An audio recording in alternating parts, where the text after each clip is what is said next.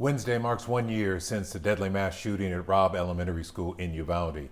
19 students and 2 teachers were killed when the gunman, armed with an AR-15, opened fire inside the school. The families left behind are still suffering from that trauma, and many are not getting the mental health care that they need. Anieli Ruiz spoke with experts about this issue, and she's in Uvalde tonight. Anieli. Well, that's right. Some families just started their mental health journey. See, for a long time, they were dealing with shock, anguish, anger, just a lot of frustration. But now that some have started that process, the problem they're running into is they can't get consistent help. Uvalde, Texas, a small town of about 15,000 people. A town they say had always been in need of mental health experts. It was non-existent for the most part.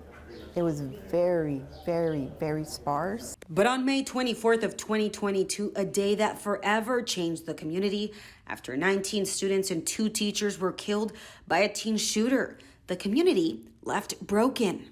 In Uvalde, we're dealing with a lot of trauma as well as grief. It's just, so unimaginable. On the day of the shooting and for time after, the town was flooded with mental health experts at the Civic Center. Everyone wanting to help, but those affected were still dealing with the initial shock, and that initial burst of help faded. The town was left with only a few that came in to offer help. One of those is a children's bereavement center of South Texas, located in San Antonio. They're helping children ages 3 to 23, their parents, and also teachers. It's been difficult. It's almost like a PTSD experience for those children and families that were right there in the classrooms. Therapists are very much on a journey with them. And the challenge they face is getting enough counselors to make that hour-and-a-half drive to Uvalde daily. It's difficult to hire certified counselors here who want to come and stay in Uvalde because it is somewhat remote, being about 90 minutes from San Antonio, who's the largest city. The school district facing the same problem. They didn't have as many per campus as they were hoping they would. So there's still a big need, a big, huge lack. It was wonderful that all these people came from the outside and offered their support. A local mental health expert and professor says because most of the therapists are from out of town, some people were not getting consistent treatment. They didn't see the same person every time, frustrating those who were reaching out for help. Because they say, well, what's the use? I'm just going to start all over again.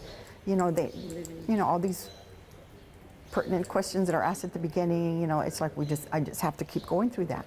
And I have to keep reliving it. As the town continues to deal with all the trauma and grief, they hope more is done soon to help get that mental health help they so desperately need here. Hopefully through the college system and perhaps some subsidies for housing or relocation, we can find more, because the work here is literally going to be across the next decade.